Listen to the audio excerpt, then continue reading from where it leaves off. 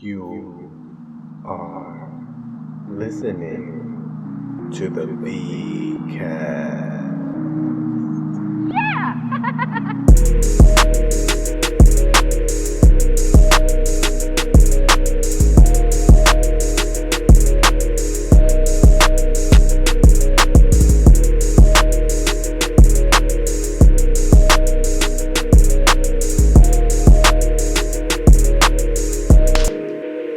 What's up? We're back with another one. It's the VCast. Vic Cedeno here, chilling at the Dojo of Comedy once again, firing up the mic, firing up the equipment, getting it going. I didn't even know what was happening, but I was like, you know what?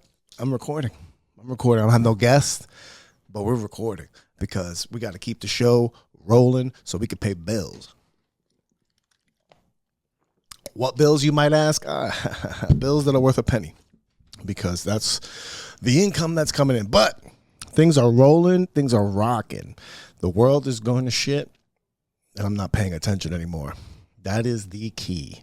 Not paying attention. Call it sticking your head in the sand. Call it what you want.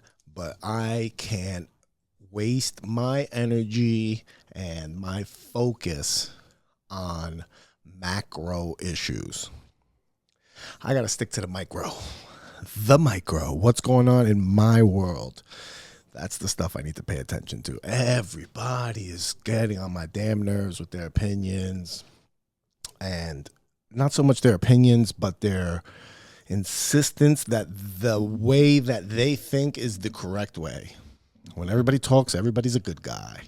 Everybody's the good guy. Everybody knows. Everybody else is bad. Everybody else is dumb for not knowing, for not thinking like them. And then you start shooting people in the neck. That's what happens. That's the logical progression of what we're seeing here. And that is the reality. It's not a right or left thing. I see it on both sides.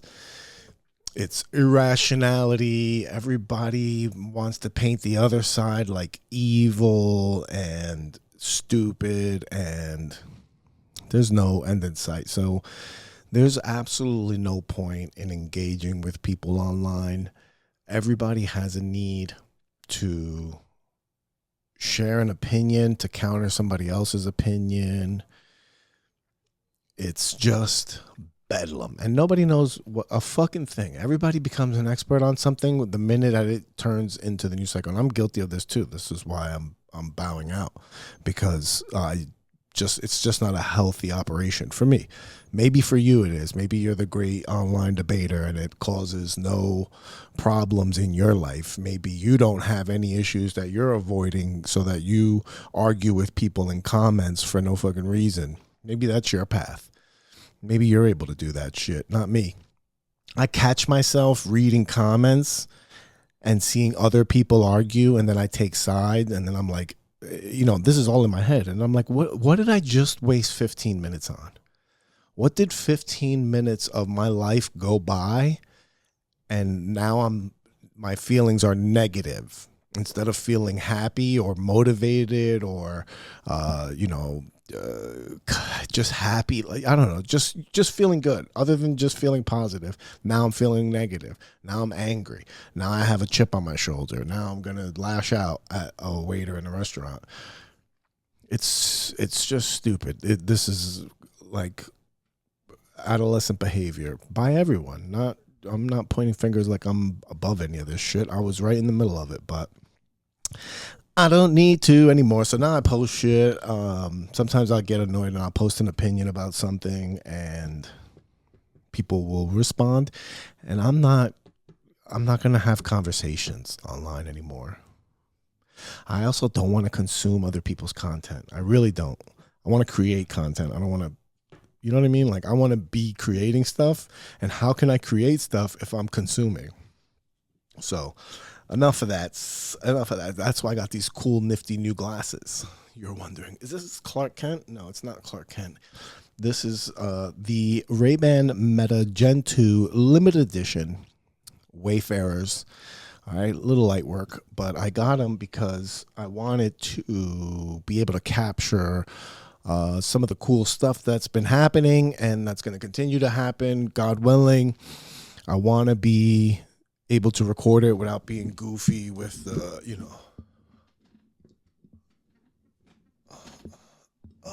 like I don't know. I don't know how other people walk in the street and they talk like this. I don't get it. I can't do it. I'm horrified. Do you have any shame at all? More power to you if you could do it. I can't. Walking around the street, I see people doing this in public, just walking. Who are you talking to? You're talking to yourself, all right? You're not The Rock, and you're not talking to the millions. You're talking to nobody. You're talking to your fucking self. You're talking to a damn camera. But whatever. I'm just mad because I don't have any followers. But I like doing that with Bluetooth. I could do it with Bluetooth in the car when people aren't hawking at me. You don't get like weird when people look at you. I think a lot about what other people think. And I don't know if that's empathy or what, but I'm like constantly thinking about what other people think. Not just about me, but like, I mean, like in general, like, is it too cold in here for you? Like that. I'm really serious. It's crazy. I'm an empath. I'm a super empath. I say that so that the ladies think I'm spiritual. I'm an empath. Yeah, I'm an empath. I'm a really deep empath, and I flow through consciousness in and out of my subparietal lobe. I don't know what any of that shit says, but it's just something I could do. So I got these I got these glasses so I could be just catching things, take a quick picture. Bam. Take a quick video. I could do double click like this. Take a video. Now I'm taking a video with my Meta RayBan Generation 2 limited edition glasses. See that? Look, bam. I'm looking at that. Takes a 3-minute video. People online, you can only take a 3-minute video. 3 minutes is plenty. Trust me. You could take a good plenty 3 minutes. It'll tell you when the video stops, and then you could just take another video. What are you recording with this? Are you recording speeches? Like, what do you need more than 3 minutes of video from glasses? And it syncs right to your phone. So the transferring is easy, being able to post online. I can just use the AI whose voice is John Cena in my ear. They just have speakers here. So it pumps right into my skin. And from my skin, it goes right into my eardrums. I hear very clearly. It's a very nice piece of technology. I'm very pleased with how everything operates. It's very smooth, very crisp commands. Sometimes the AI could be a little slow on the response. Sometimes, but it's thinking. It's thinking like all of us. Sometimes it's got to, think about what it says before it speaks. But the only thing I really don't like about it is it doesn't live stream. When I was at the RayBan place, they had the sign that says live stream to Instagram, Facebook, whatever, YouTube, and they took the live feature away from the Gen 2 release, which I don't get. I don't know. I'm trying to find out if they're going to add it back later on an update or something, or if they don't plan to let these glasses record live stream. If they don't let the glasses live stream, I'm going to return them, to be honest with you, because I really wanted to live stream with them. I wanted to start live streaming stuff, baby. But whatever. Maybe I'll keep them. I'm really growing on them. I like the way I look with glasses. I look very studious. I was in a work meeting, and the girl I was meeting with was like, "Are you recording me?" And I was like, "Yes, actually I am. I want to play this back to you later on when you tell me that you didn't say that you were going to send me all of your orders. When you said you were going to send me all of your orders, and then you don't send me all of your orders, I'm going to play back, and you're going to be like, where was that camera?" And it was in my glasses. That's where the camera was. Yeah, I don't know. Maybe I'll return them, but so far they've been pretty cool. Just very easy to take a picture. instead of having to whip my phone out. I gotta whip my phone out. I just take this picture, bam, and it's easy breezy. So, what else is going on? Yeah, things are going well here at the Doji. I don't know how to broach the subject without sounding like I'm bragging, but things have been really cool hanging out with Uncle Joey. All right. We're not going to go into full names here. We don't need to know. You know what I'm talking about. But things have been very cool. Trying to keep it cool. I'm trying to play it cool. But it's pretty damn cool, I have to admit. Just being on a lot of shows with him. You have to understand what it means for me to be in this position. I don't know if I've talked about it on the pod before. I'm sure I have. The origin story of how I got into comedy. The greatest story you'll ever hear in your life. The story I'll tell my kids when I'm an old man. One day I went to a Joey Diaz show and it was very funny afterwards, and your grandmother said, oh, you're so funny. Why don't you try comedy? And I said, I never thought about it because I've been a loser my whole life. And that was it. But that's the gist of the story.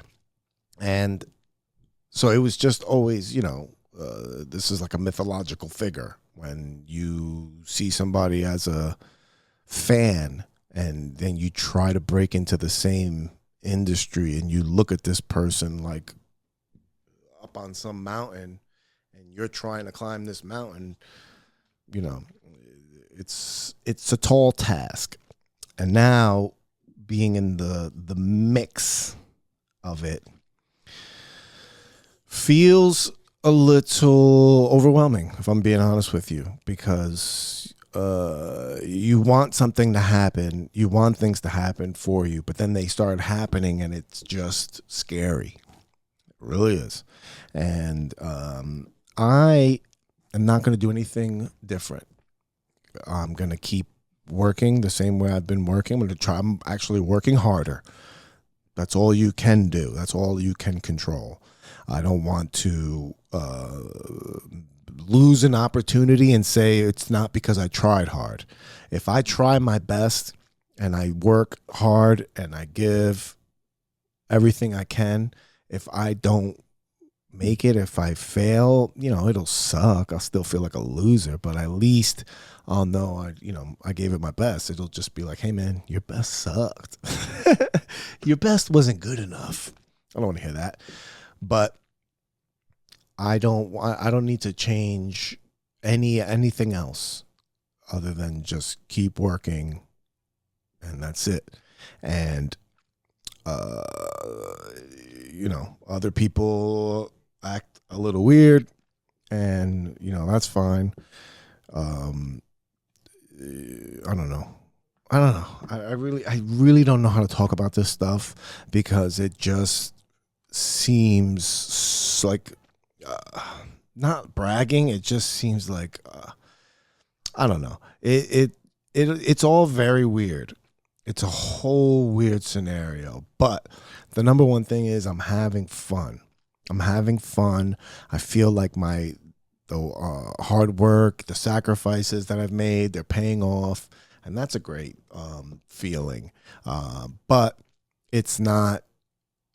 The most important thing is I can't feel like I've done anything. You know what I mean? Like, I haven't done shit.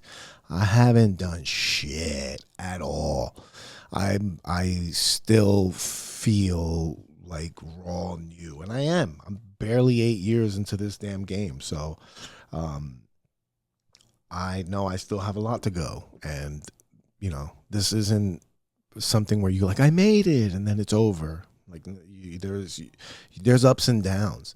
This situation that I'm in right now could be over. This isn't guaranteed that to last. Things can change.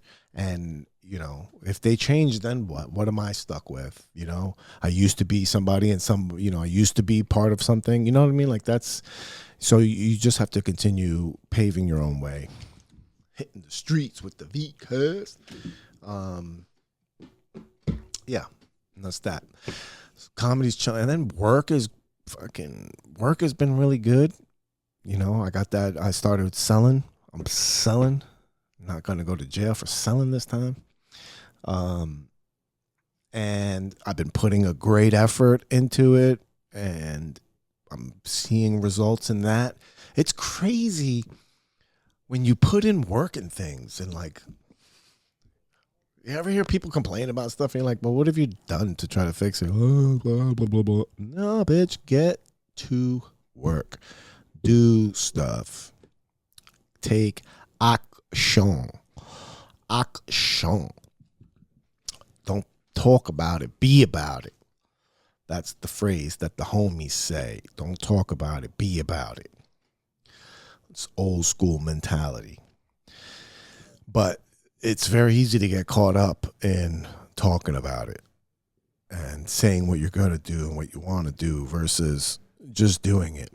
And it goes back to that book again, The War of Art, Stephen Pressfield, The War of Art, and talking about resistance and the resistance that you create. I found that when we were doing the pods here with just me and Pedro.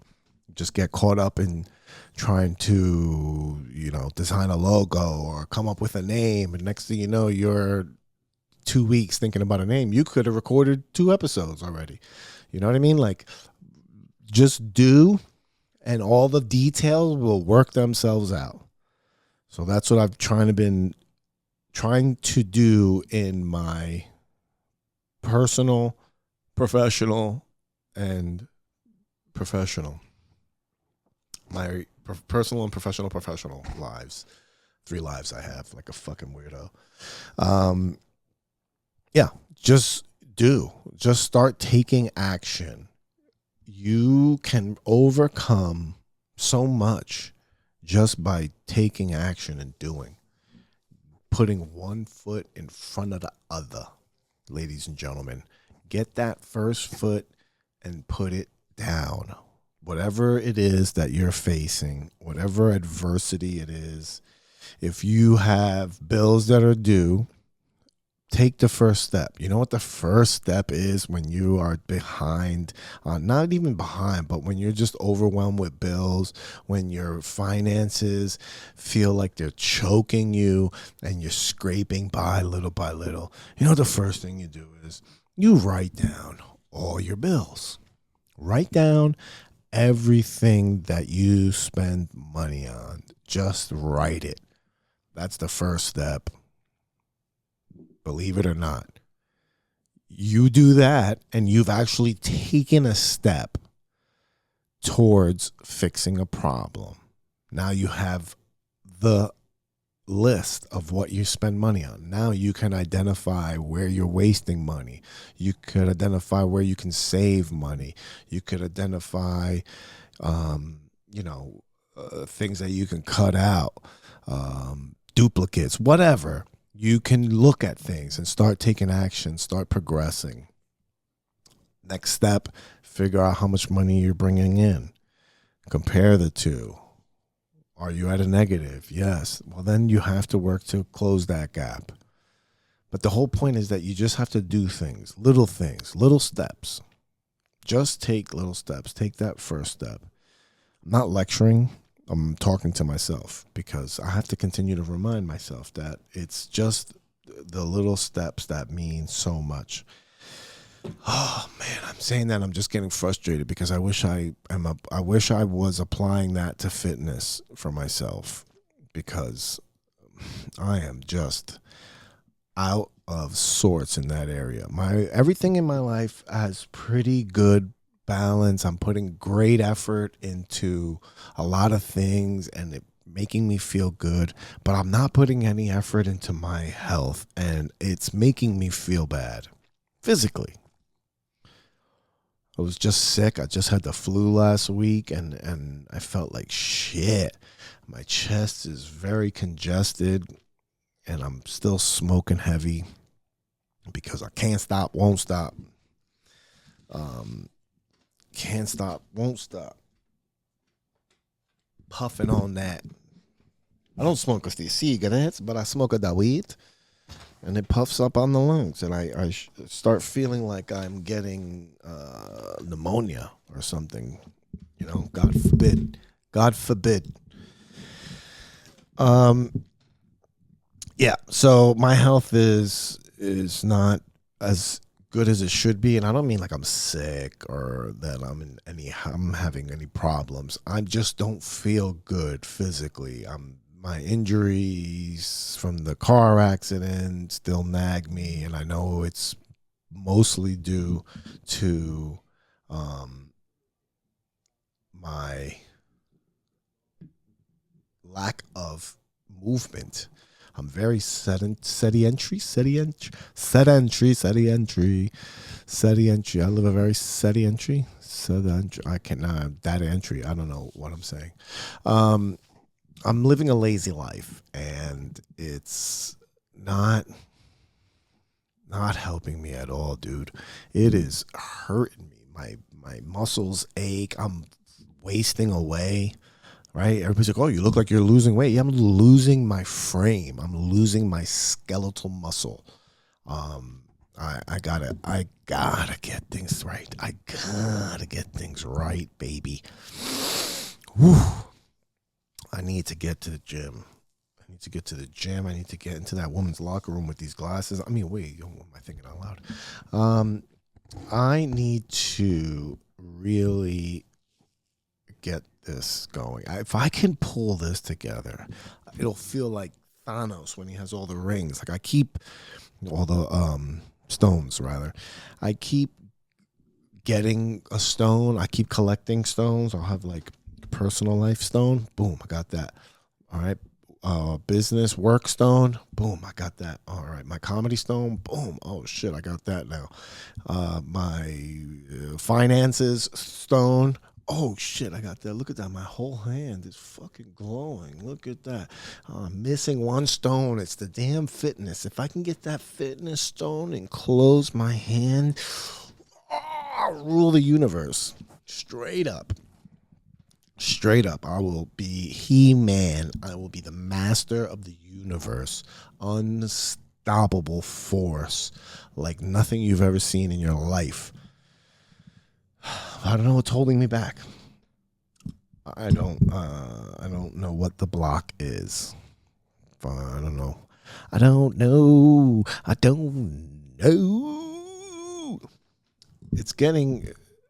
It's really frustrating because it's something I've done so many times, you know, and I like the gym is such an afterthought now. It used to be my home. Like I used to live at the gym every day, like consistent, at minimum 6 days a week. And now I tell myself I'm going to go to the gym. All right, like right now, I'm telling you right now, tomorrow morning, I'm going to get up and I'm going to go to the gym. I'm going to do, you know, I don't even put pressure on myself. I say, listen, I'm just going to go and walk and do the sauna. Maybe I'll do a few machines, you know. No pressure. I don't have no program or nothing. I was going to hire a trainer. I could hire a trainer. And when I was ready to sign up for the trainer, then I got the worst case of tennis elbow from shooting a basketball. So, you know, I feel like such an asshole with this. Can you relate? Please let me know if you can relate to just wanting to do something and for some reason you don't make it happen. And I can't figure out for the life of me why I can't get to the gym every day. Every day. I don't even have pressure on what time I go to the gym. Like I used to have to go to the gym and get up at 4:30 so I could be at the gym at 5 so that I can, you know, be done at the gym by 6:30. So I needed to be home by 6:30 so I could shower and be on the road on my way to work by 7. You know what I mean? Like now I don't have I work from home, so I don't have the pressure of having to be at unless I set an appointment, I don't have to be something. I don't have to be somewhere. So I have the freedom, and still am not even like attempting. I'm just completely disconnected. What up, Mikey Mike? Coming to hang out? Yeah, I'm potting, baby. You were here. You were just listening to me talk about my fatness.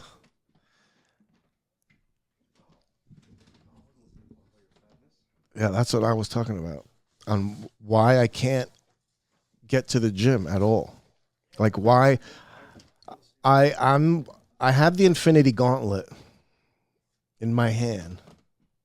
Right? I have the infinity gauntlet in my hand. I have the personal life stone. I got the work stone. I got the comedy stone. I got the finance stone. And then my health stone is missing. And I'm like, if I can just get that last stone, put it in, I'll be unstoppable, bro. Yeah. I'll be unstoppable. I know. I understand what you mean. I do the same shit. I don't know why I can't completely round my life off. I know. I looked into the camera. I was like, please, like whoever hears this, please tell me if you know what I'm talking about. That balance is so hard. You know what I mean? Like, why can't I pull the trigger on this one small detail that's actually causing me a lot of anxiety and like ailments? Like, my fucking body is a mess. I don't feel good. Like, I'm not sick, but I don't feel healthy. You know you'll feel better. Yeah, like I know mentally I'll feel better. I know physically I'll feel better. And then it'll relieve the constant anxiety I have that I'm going to leave my daughter without a father. I have this constant axe hanging over my head. Yeah. And I think about that. And then I'm like, well, I should be going. You know what I mean? Like, I can do something about it, but I'm like a deer in the headlights.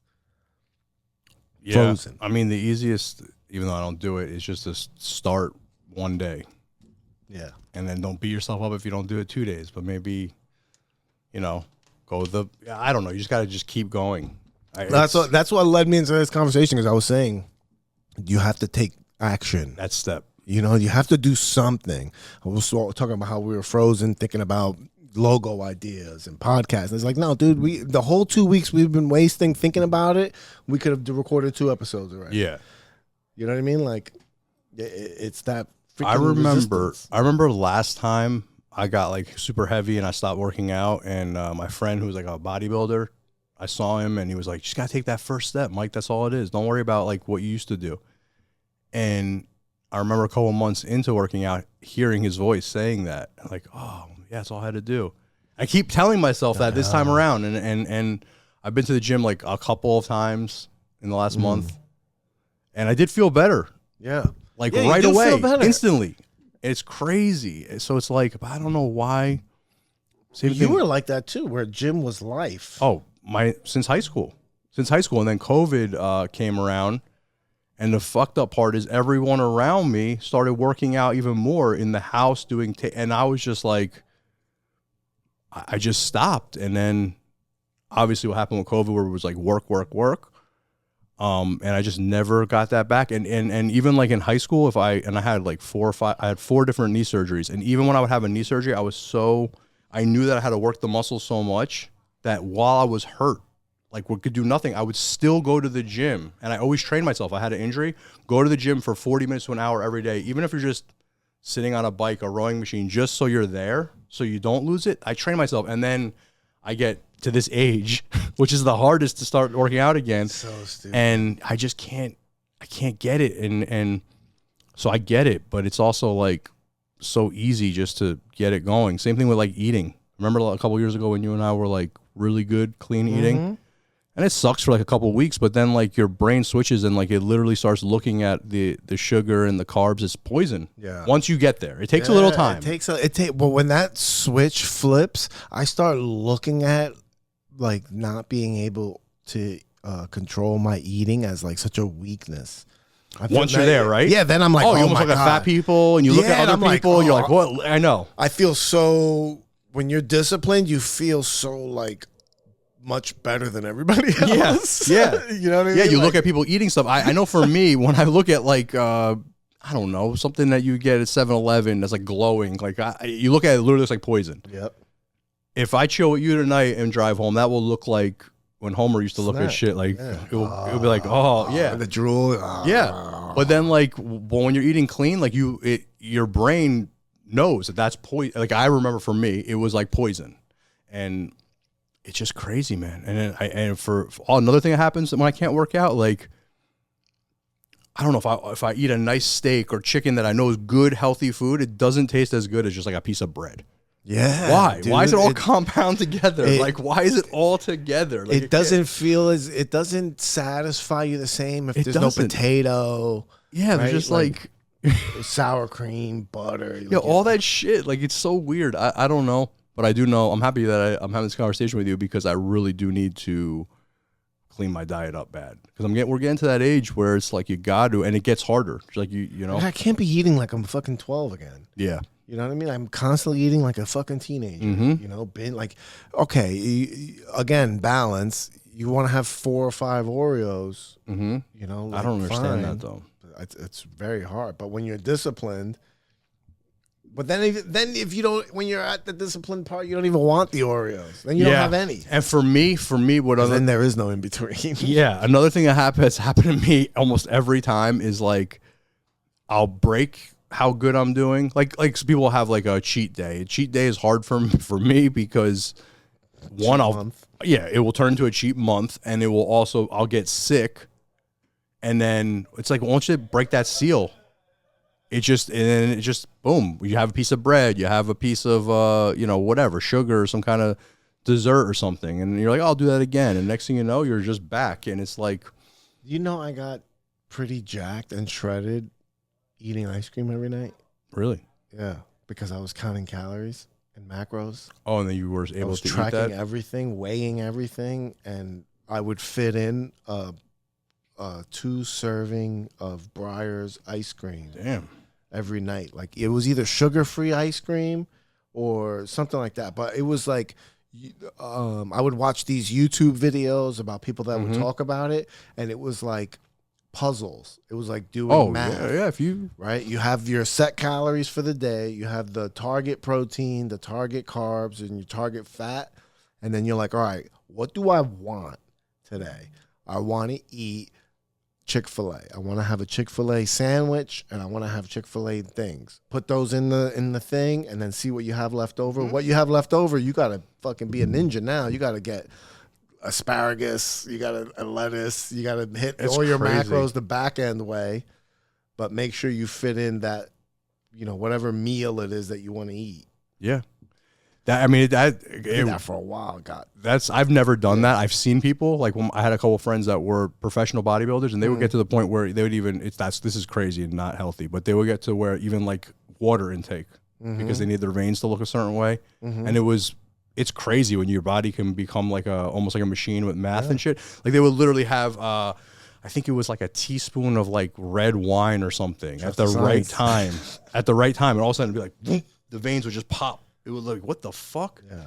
So all that's those stuff, fucking tricks. Yeah, there's all kinds of like rubbing the olive oil on themselves and all kind of shit. I've said it forever that like I feel like the human body is a machine that we don't have a manual for. Yeah, like we'll probably do everything wrong. Like another thing that I did for years was like I guess it's called intermittent fasting, where I just didn't eat until like 1 or 2 o'clock. I did that forever. Now I wake up and I have to have something to eat. Like what? That was never a thing. Like back when they would say, "Oh, breakfast is the most important meal." Like my parents would have to force me when I was a kid to eat breakfast. So it never was something for me. Like, I was never a breakfast person. And when I would losing weight or whatever, when you do those like you eat in intervals, a couple hours or whatever, that was never hard and it was easy. And like that, it was a good way to trick yourself. Is like, okay, just eat whatever the fuck you want, but for 4 hours, right? I can't even do that anymore. No, because you work in a kitchen. I wake up and I'm like, yeah. I mean, but I would be like one of those birds that have the water that dip their heads in the water. Work in the window. Yeah, that's funny that you said the kitchen, because I used to have like rules for myself. Like when I would work in a new kitchen, like never, like certain desserts, don't eat them. I know what they taste like. I know how they're supposed to look. French fries, don't ever eat them. And here I've never had any of those rules. But all those other places, like there's like one place that I ran for years, and the number one dessert I never had once in my life, because it was a fried cheesecake. So back then I was like so conscious of what I put in my body in my 20s. So I would sell it all the time to people, and people, in my head, like a fried cheesecake sounds so bad for you that I'm just never gonna touch that, and I never did. Do they still serve it there? No. Can we go? No, I think years later I saw it on a menu and I tried it and I was like, damn, this is good. Oh man, a fried cheesecake. Just like fried Oreos and all that. Yeah, I was gonna say I gotta go to one of those places that fry everything. I didn't have that until recently, because like when I was younger, I would worry about, not worry, but like I would not eat certain things like that. State Fair. Yeah, never would eat any of that stuff. Meadowlands Fair. But I have had them now, like recently. Fried. Yeah, I don't know, man. But that first step is just so important. Working. I mean, some people it's not working out, right? It's like you said, it's getting something done creatively. Like they're really. Anything. I noticed that getting a lot. Job, fixing your bills. Fixing, going to get you lost your daughter, you're on probation, any of those fucking problems that you're facing, you just have to take one step. That's it. Every day. Yeah, just one little step. And then eventually what can I do today to address that problem? Can I do anything? Is it a phone call? Do I have to make one phone call? Make the phone call. Make the phone call, be done with it, and then see what you have to do tomorrow. See where the phone call leads you. You know what I mean? Someone gave me advice, this older guy gave me advice the other day that was like, if you procrastinate, write your list, and whatever the hardest thing is on that list, go for that first. Or whatever you think the most difficult or you don't want to do, just go for that one first. Get it done. And yeah, it's just, I don't know. And see where it leads you. I don't know why humans do this. I think creative people do this even more. Fear. Yeah, I don't know. But it's like, it's interesting. I see it with comics all the time. And it seems like even with the very talented ones too. Like, and I saw this when I worked in music as well. The guys that were really, really, really talented in music, like they wouldn't want to put out the final product. We would be in the studio engineering and editing or whatever, mastering and mixing this stuff. And we'd be working for months. And I'm like, I don't hear any difference. And I noticed it, like I've noticed it now in comedy, and I noticed it also here. Like sometimes I don't know if it's just a perfectionist thing. I don't know if it's the same thing that we're talking about, procrastination or whatever. But I do notice it happens a lot with creative people, where they just like, for whatever reason, don't like to finish things or get. Sometimes they just need a little push. Yeah, a lot of times need a push. Oh yeah, for sure. You just freeze, like you almost put yourself in like Groundhog's Day. Trying to, like do the same thing over and over again, and you don't want to pull the trigger, and it's like, just pull the fucking trigger, get it over with, and you're going to feel better, and you're going to get results. That's the thing that people are afraid of. Regardless of the positive or negative, people are afraid of results. Yeah. I know I am, 100%. That's exactly what freezes me, because a lot of the times I get frozen because I'm like, well, where is this going to lead if I succeed? You know what I mean? Yeah. I mean, I never thought about it that much, but I guess you're right. Yeah. I'm like, oh my God, if I succeed, number one thing I always think of, if I succeed, oh my God, I'm going to have to do so much more work. Like, there's going to be so much more work. You know what I mean? Like, this is going to be, I'm going to have to commit to so much more. You know what I mean? And it's like, oh, you almost like want to wrestle with your own time. Like, oh, I don't want to invest my time. That is definitely true. Sam Tripoli used to always say to me, be careful what you wish for.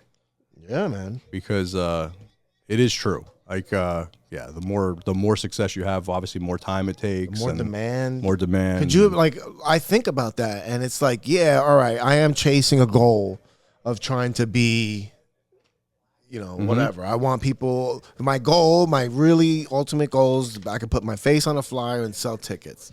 That's it. Go, wherever and sell tickets and, perform and just keep doing this. That's my ultimate goal. Anything else that happens is fucking cool beans. Mm-hmm.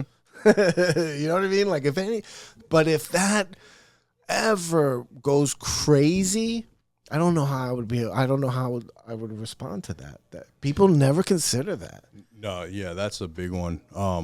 I've seen it happen with people where, when they blow up, and things change. Things change big time. You know, especially today in this world, because everyone knows where everyone's at, and there's not as much privacy. But yeah, it's I don't know. It's weird with the comics, right? Because I know most of you, for the most part, most comics that I work with, they want that goal you just said. They want to sell tickets and be able to go on the road. It's very rare that you hear somebody that wants to get to the level of like Kevin Hart. That you at least they are saying that from the beginning, or maybe they are. They feel some people that maybe they do. Yes, and they don't. Those are the people that usually go for that. Yeah, but that's a different type of person. Yeah. But sometimes some of those people it happens to because they're just that good. You have to do a different type of level of work. Once you get there, yes, you're expected. That's like, you're expected to do a different type of work, and that pressure is crazy. That's like being a business owner. That's like being a CEO. It's like, yeah, it's cool to say you want to be those things, but wait, and you have to start doing the work. You may change your mind. Be like, wait, I don't want to do this. Oh yeah, you have to be a CEO. Oh, you don't want to work 70 hours a week? You think you're going to be a CEO working 25 hours a week? Good fucking luck. Yeah. People think of CEOs as like they all make all this money and they don't, do anything. It's like, no, bitch, CEO, and that's why it's mostly men, because mostly men want to work 70 hours a week. You know? Yeah, I mean, social media also makes it seem like, everyone, that Like it's cool. that lifestyle, the private jets and all that, which by the way, half of those private jets are not Rented. They get rented and they're like half of a private Or they're jet. not even flying in those jets. No, It's they're a not. set. It is. In Hollywood, that's one of the #1 sets to get rented out for the influencers to sit on those things, and they get rented out for like a half an hour. And it's just like it's just the half of the plane too. Yeah. Like just sitting in a like set. in like a warehouse. Yeah. It's so funny, dude. That's so crazy. But people get these Can't ideas. believe shit. No, I know. Everybody wants to pretend. There's a lot of people that do the same thing. They want to pretend to do stand up. They see it on TV. They see it on TV, on podcasts, and they follow the journey. And Yeah, I don't even want to get started on that. Yeah. Because there's so many people.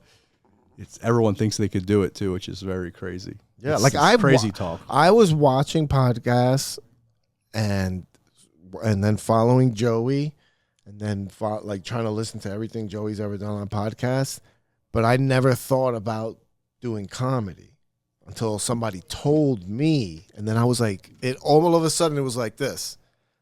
Think these two worlds touched.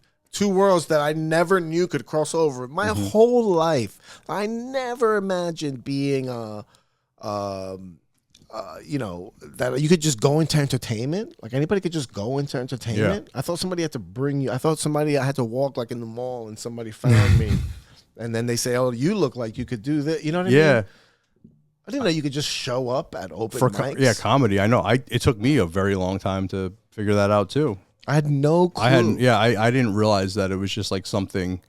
I guess it's probably our age group, our era, right? Because it was like HBO. I mean, at least for me, it was like HBO, and it was big, right? So movie stars. I never thought of Blockbuster comedy. Video. You're going to get a fucking video. Yeah, there. I never thought of comedy the way you guys do it, and the work and how like anyone could just do an open mic and start writing. Yeah, I had no clue anybody could just get into the business. Yeah. Same thing with acting and all that stuff. I never thought. My problem was that I never had a fucking goal in my life. Like growing up, I never saw a future for myself at all. So I never. So everything's bonus right now. Yeah, I'm on way bonus time, dude. I never thought I would make it out of my 30s. I never saw life out of 30s. Yeah, like that. I never planned. People who were planning things in high school, they would ask you what you wanted to be when you grow up, and I'm like, what? You know what's so funny though? I look back now because I remember I was doing my thing in high school, which was crazy, which is also was a curse, right? Because I was producing music events up in my senior year, and they were huge. I I didn't think of it like as a job or something to do. So when they would say, when a guidance counselor or, you know, somebody would ask me, what am I going to do when I was already doing my job. So they would say, okay, forget that. Like, you have a blank slate. What would you do? And I would be like, okay, I could do anything in the world. And they're like, you could do anything in the world. I'm like, I would write adult funny cartoons. And I would just stump them. They'd be like, okay. Do you draw? I'm like, no. Like, no, I would just have these like characters, and like I think it would be funny like that. If you're saying I could do anything, that's what I would do. Like Cartoon Network, I'm like, that's what I would do. And they're like, all right, that's not, you know. So they kind of guided me into management because of what I was, you know, how I was already doing the production stuff.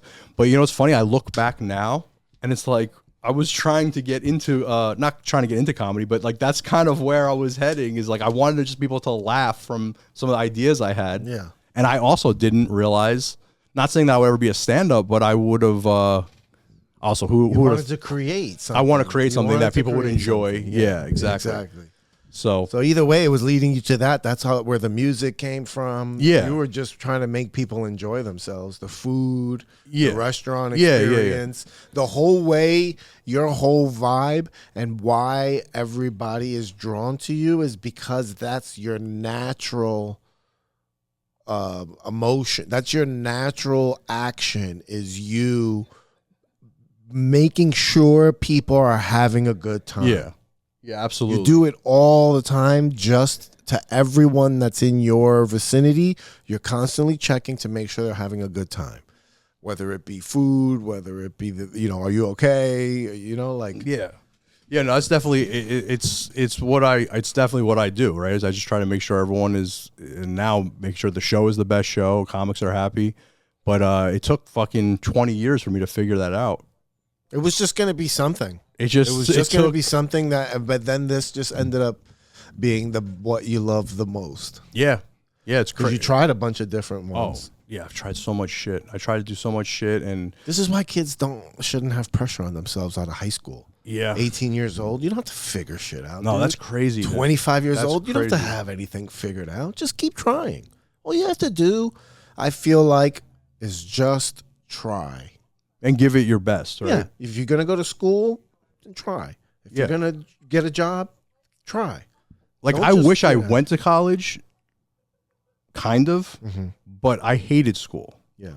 Like, school is not ever fun for me. I think school without direction is a mistake. Yeah. Like, if I think putting yourself in like a 4-year university without path, like without some sort of idea of what you want to do, I think could be a mistake. Other than, there is something to saying that you're going there and the experience is part of the growth. Yeah, that's what I'm. You know what I mean? Like there is that, but it's an expensive experience. Yeah. That one that you can get at community college too. You know what I mean? Until you figure it out and then say, I'm going to make the jump to the big name, you know? But I feel like there's a lot of artificial pressure. Oh, for everyone. And because of the kid with the amount of how much they got to go. And the school system's kind of like, to say on what your point was before, like how nobody, like you said you wanted to do this and they guided you away from that, rather than, it's almost like they're in bed with the colleges. Oh, yeah. Right? Because rather than tell you, oh, okay, that's what you want to do. Well, this would be the path that you would have to take for that. Right? This is that path. But I also think this would be good for you too. How much more receptive would you have been to her idea if she would have taken your idea and shown you how to do it? Yeah, or even if like something. Yeah, exactly. Like show you how don't say, that's not a good idea. No. Say, all right, if you want to do Pretty that. sure she like laughed. Was like, what? That's what I'm saying. I'm like, you said anything.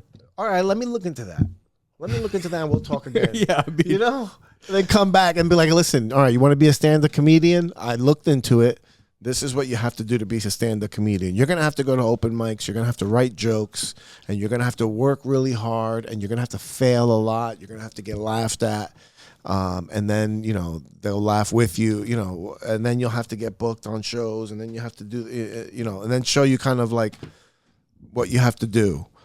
And then say, it's really hard. I think you should do this.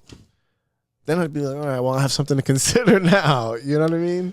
Yeah, I know what you mean. I don't know. Like if a kid, if your job is like a guidance counselor or mentoring a kid, and then they tell you they want to do something as crazy as stand up or acting, or acting's a weird one, but it'd have to be the kid. If I said that, if you knew me in high school, and I said I think I want to be a stand-up comedian, they probably would have been like, "Yeah, that's probably what you're gonna do."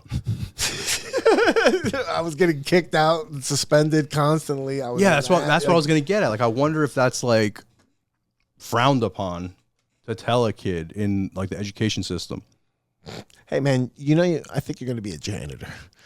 I mean, but at the end of the day, like, they do that shit. So you hear that? But at the end of the day, if you're just talking about like surviving, and you just take a random person and say, "Hey, you could be a janitor or a stand-up," they're probably going to be able to support their family better being a janitor. You could be a stand-up while you're a janitor. If that's your job, is to make like, I don't know. I think you should do both. I think you should. You can pursue trying to be a stand-up while having a job. But it would be cool, yes, if they did say like, if they were like, well, you can go to open mics or you can start watching, But I don't think they ever support that in a regular public school. I don't think they. I don't know. Things might be different now. It's definitely a lot different now. That's funny. I'm gonna. Who I'm gonna ask? I'm gonna ask one of your employees downstairs who is a guidance counselor. Okay. And ask them what they would think. Start recommending. Yeah, I want to see what their response would be. Like, if I'm gonna present the situation, if a kid came to you and said, "I wanted to be a stand-up comedian," what would be your response? Like, I'm going to start asking, that's actually a really good, educational people this question. I would like to hear what they would say. I would like to know, like, I'm going to gather some feedback. Yeah, I think that's a good one. Back. That's that is. I would be interested in that as well. Because I wonder, like, the lay person, a lot of, I think people are more educated now. They are in everything. Right? I think people are just way more educated now. I think for the longest, you know what?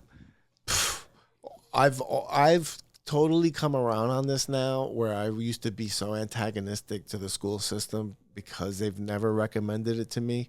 But it's almost like they're older than I was, and I didn't know at that time. Yeah, that's what I mean. Like, I don't think what I they. mean? Yeah. Like, the information wasn't as available to you like it is now. Like, now you see how it is. There was no way to look it up. What is she going to do, looking up in an encyclopedia? And you hear these stories, like you were saying about actors, searches. Like actors or other famous people, like they get discovered in the mall. Like, how true are those stories? Or very rare. There's a few, but it's so random. Most of the people that get discovered in malls end up in the cartel fucking lockup, ransom shit, trafficked. But most of the even with music, you saw the opening to that trafficking movie. Remember that trafficking movie where they were trying to like get the kids back, and they showed it was like a really controversial movie. One that came out recently, like that people with were the same guy that played Jesus, Henry Cavill, or whatever his name I didn't is. watch it because I was like, I know about all this, and everyone's saying you got to see it, but I'm like, I know about the whole thing. Dude. No, I don't. But I don't need to. No. I'm just saying I know you're talking about. We were just talking about the first opening scene is a kid going South to America? one of those things. No. It's in America. It's a kid's begging their parent to bring him to this audition that they saw at the mall, that they got a flyer from, and they got a recommendation to go to. They beg their parent to do it. They get there. They meet them. They're really nice to them. And then they're like, all right, come in. And then when they come in, they tell the parent, we don't let the parents inside. Yeah. Come back at 3:00 and you could pick them up. And then the dad was like, no. Come on, baby. And she was like, no, daddy. She flipped out. It was like that. Oh, no, there was other kids in there. And he was like, what time again? He said 3:00. He's like, all right, I'll be back at 3:00. And then he left. And then he came back at 3:00 and it was just an empty office. Oh, bro. That's what I'm saying. I don't want to see the movies like that. I stopped it right there. I legit never saw the rest of that movie. That was so hard to watch that I was like, I can't see the rest. I mean, but then movie. you hear you hear the Hollywood stories of like the people would just leave their kids. That's crazy, man. I don't know.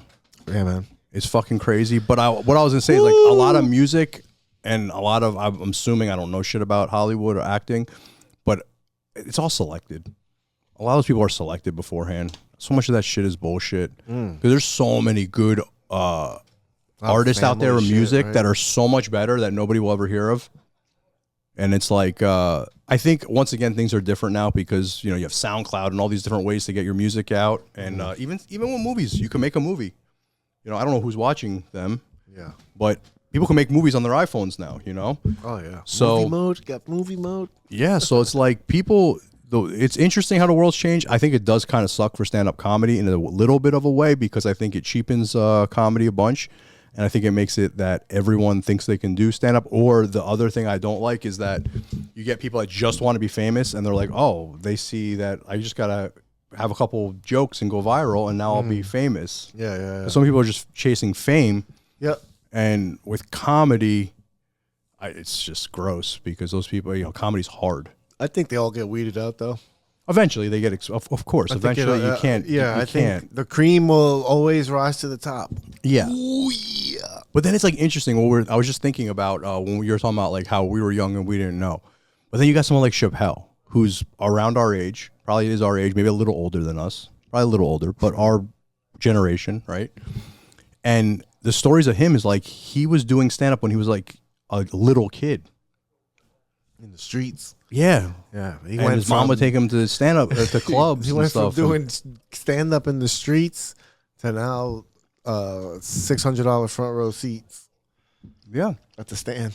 I mean, but that's just crazy. It's like, so there are some, it's weird that like someone like Chappelle, who's obviously one of the biggest in the game, like he knew from an early age that was what he was going to do and he was going to work on it.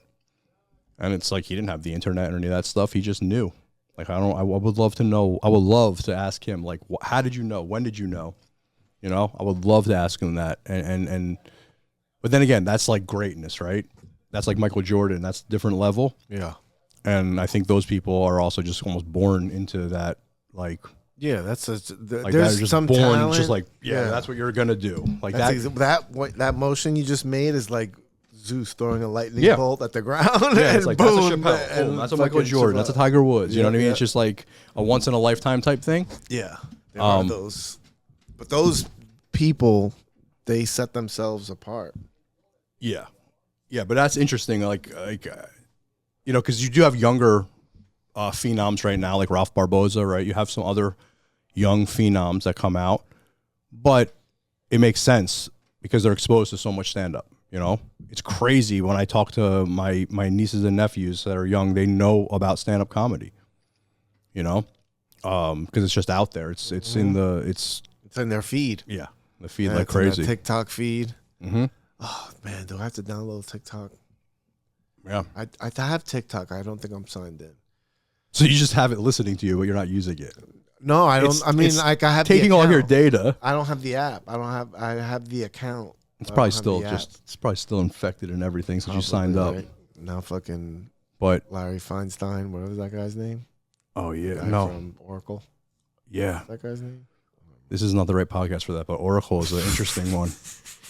Oracle's we're not saying anything other than it just is what it is. Oracle now going to run the algorithm. Interesting rabbit hole. They don't own anything. They just run the algorithm. They get like a huge amount of money. Yeah, and what I heard, I don't know if it's true, but what I heard that they also have all the servers of everything Epstein has. Oh, wonderful. That they have all of it. And Oracle was like put in like long time ago. You know what's crazy? You know how I'm finding out a lot of this shit? And I don't know if it's real or not. I could be completely wrong. Crypto rooms? Pretty much. But you know what these motherfuckers are doing? Because they're so tech savvy. They figured out how to strip down the LLMs, right? The AI agents. Mm-hmm. They figured how to jailbreak them. And then not only jailbreak them, like really strip them down to the point where they're having conversations with like these different agents where they'll be like, I can't tell you that. Like where it gets too deep, where they're like, and like they'll give them an answer and they're like, is that what you really wanted to say? And they're like, well, and they'll say back to them like, well, that's like I can't go any further with this. But if you think about it, it's really fucking crazy. Like they're finding real shit, right? So it's like you or I use ChatGPT or any of these other things that are not, it definitely has restrictions on it. But if you think about what it's doing, it's just searching all of the data. So when they're asking about different billionaires or, you know, shady people, we'll just use Epstein as an example because it's a hot one, an easy one. So they start finding people they know are connected to him, and then they could find out through records, because that's all it's going through, of who bought what. Oh, Oracle was in there putting the clouds in there in 1998 or whatever. You know what I mean? Like there's data of that somewhere, and they're able to get to it. Ask the right questions. Yeah, if you train it right and then you strip it down. So I think we're in like, just like we were like in those LimeWire years where music and everything was free for a while. And I mean, I guess it still kind of is, but you know, it was like where they didn't know how to stop it. I think we're kind of in that mode right now with AI. And I wonder where that's going to take us, because it's not really AI. It's more like the LLMs, because that's really more what that's doing. But it's, you get the right people and like what they know how to do with it. It's kind of trippy, because if you think about, okay, that's just, first of all, those people are nuts that they're hosting these spaces and they're talking about this kind of shit. It's kind of crazy, because that's shit that I don't know. Yeah, they just scary. put it all out there. They have conversations with these things in Twitter spaces right now, and you could tell like when they get too close, like all of a sudden the Twitter space will get fucked up. It will stop. These people are saying they get like harassed or whatever. Who knows? But listen, it could also just be a fucking. The other thing is like how many of those things are bots anyway? That might be already like you don't even know. Oh, the people, or they can start mass reporting you and shit. Well, that, or even just hosting the spaces. Like there's certain people that I was listening to for like finance and stuff like that, and I'm like listening to their voice, and I'm like, I think this might be a fucking bot. Like I don't know like what's real and what's not on the internet anymore. But it's interesting that you can do that with this technology. So if that's being shown on social media, imagine what people are like really able to do with it. And it makes sense. It makes sense that you could just strip it down, just like somebody could jailbreak a fucking iPhone or a Nintendo back in the day, the Raspberry Pis, right? And they could turn them into whatever. Like you could see people who do with that. So now you have these tools out there, and there's a lot of them. So it's not like it's just one. They're going to use all of them, and it's interesting. I'm very interested to see what's going to happen in the next couple of years. Obviously, they're going to put restrictions and stuff on it, and they already have. But there's always like people that are, I don't want to call them hackers, but I guess that's the best term for them. They're always a couple steps ahead. And I'm so nervous. A lot of shit will come out. I'm so nervous only because this fucking edible just. Well, Joe Rogan said a long time ago on a podcast, and he's so right. He said this a long time ago about there'll be a time soon that you'll be able just to search and get everyone's data. Right. So that's all on there. Like, yeah, like text, everything about that person. So about every single person in the world that has, you know, cell phones and communicate that way. So I think that's what it's doing right now. When AI can request information from other AIs. But that's what they have. Like, they'll be like, oh, they this go person right behind the scenes. Like if the Instagram AI could talk to the Twitter AI, and when you request information, this Twitter AI is going to give you information, or the Instagram one will give you information that's behind your password or your privacy. Yeah. Well, I don't know about social media stuff, but like as far as like getting all the data on these big companies and billionaires and what their connections, like they're getting phone records. They're like, oh, he wasn't, like they'll say he was on, they don't have the phone call yet, but they'll be like, oh yeah, he made this, like they were talking about how many times Trump spoke to Epstein or whatever. Like even though it was a lie, they're like, well, no, they have this like they have records of all, and if you have the right shit, you could find all of that because it's all just data. Especially if there been Freedom of Information Act. Well, that too. Exactly. You put all of that together, and then it's crazy shit. Search through the archives. Search through stuff that people may have forgotten was out there. I think they were doing it on like Diddy too.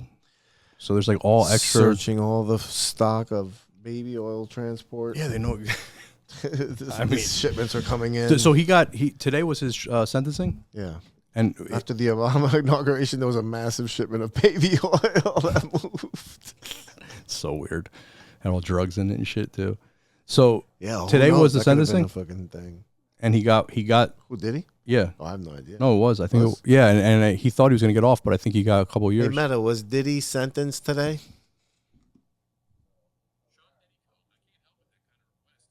Oh, all right. Thank you. Oh, wow. Okay. I'm sorry, Vic, but we're going to start the show soon. I got to go. Thank you.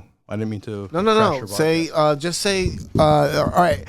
What up? It's the VCast Vixadeno. I got my boy Mike Romanelli, who's just bouncing. He did a host. What's up? It's the VCast Vixadeno. I got Mike Romanelli. What up, Mike? What's up, Vic? How you doing? I'm all right. You good? I'm good. All right. Thanks for coming by, brother. Anytime. I'm going to put that in the beginning. You know? That's how the YouTube video will start, with just that. Thank you. You gave me some great content. Thank you for helping me. And he leaves as that headable hits, so now I'll be here by myself speaking to you. Ba-bam! BK Broilers, waffles and syrup. This is waffles and syrup, baby. A delicious flavor. This is a flavor I don't even like sharing with people. Quite honest. I get horchata. I get cherry. I think there's cherry pie. Not cherry pie. There's cherry something or apple something. And those are good flavors too. But I don't mind sharing those. You know, I'll be hooking people up. But the waffles and syrup, I keep to the dome because these are the best flavor. Waffles and syrup. I put this on a piece of chicken. I go, it's great. I like it. I like it. Bam. Oh, man. All right. Coming up, we got the Best of Dojo every single Wednesday here at the Dojo of Comedy in Morris Plains. Best of Dojo Showcase. I will not be here this Wednesday. This Wednesday, I will be at Levity Live with Joey Diaz, but there is no tickets left, so you won't even see it, baby.